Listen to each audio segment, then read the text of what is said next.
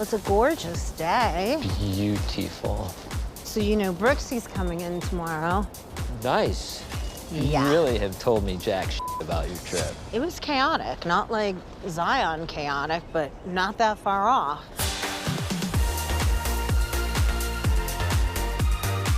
Oh my gosh, this feels like it's gonna be hard. Do I need to bend my knees? No. But if it's too easy, then we can change it. Oh no, it's hard. Is this right? Is my form good? Yeah, it's great. So, did you guys miss me while I was gone? You could say that. Those phone calls were rough. John, they just said I'm having an affair with disgusting. He's laughing. Angie H is the one that started this rumor That was a setup. Yeah, that's a, yeah. No marriage is perfect. However, there is no question in my mind that there was any validity to those rumors, especially when you consider the lies Angie created as far as the whole catering debacle. I got a call from the caterers, and they were like, we have to pull out. This has nothing to do with me. Everyone around me thinks you're involved. This is unreal. She's a pathological liar, and this is where Whitney won me over a little bit.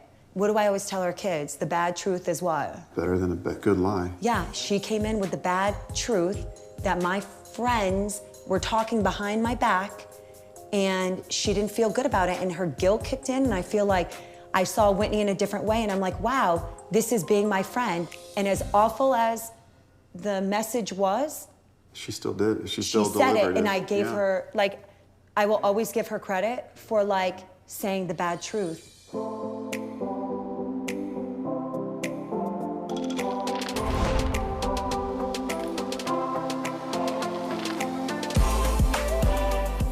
How'd you sleep?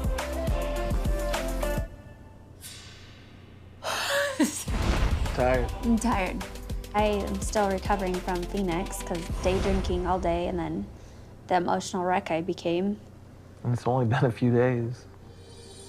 Thank God I have reconnected with Curtis and Kelly because they've been a missing piece of my life, don't you think? I think, like, yeah, they feel so good to me. I hate that we didn't have a connection growing up. No, we did. We did.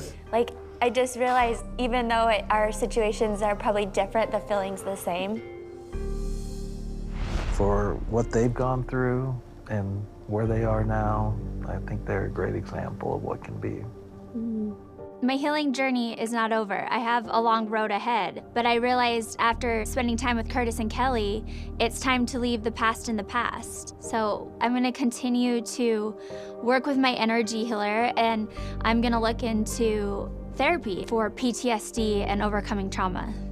And with Heather, I'm just trying to reconcile right now, like in a moment of conflict, that Lisa and Jen would stand up for me, and Heather wouldn't.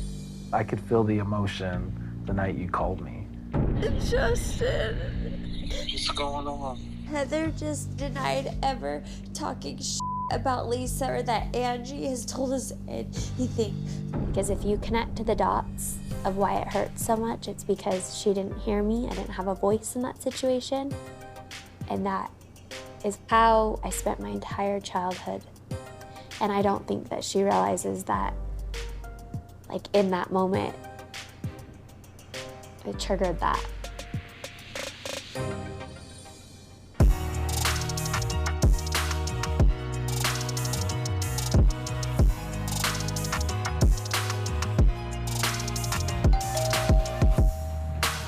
OMG. Let me in, it's freezing up there. Freezing. Get your sweet little ass in here. How are you? Good, how are you? Good. How do you feel about a dirty martini? I feel great. Please find yourself a seat. Oh, I will. I'll just seat myself. Love you. Goodness.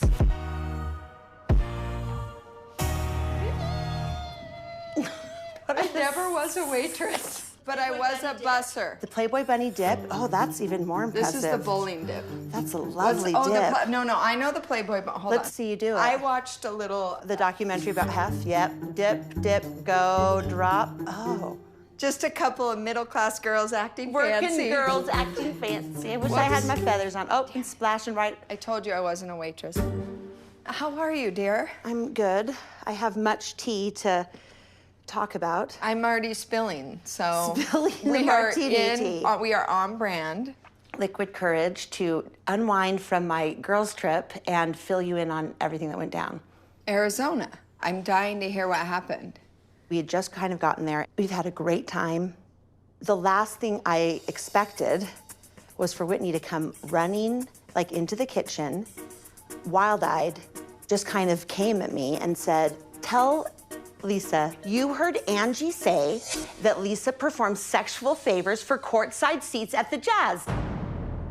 And I was like, What? I never heard that. Did you ever say that to me at the Jazz game? Never. Then where did Whitney get that from? Let's just say it was true. I would have never said that. I'm very like guarded on what I say and do, especially in that setting. That's a business environment. Chris's company has the courtside suite. End of story. Done. Do you think I want another issue with Lisa Barlow as we sit here in the salon gaslight? What is Whitney talking about? I don't know Whitney to be a liar. I know Whitney to be a pot stirrer, and I know Whitney to be paranoid. It makes no sense. I hope it's not true, but if it's true, whoever Lisa's hooking up with must be a submissive, because that's a lot to deal with.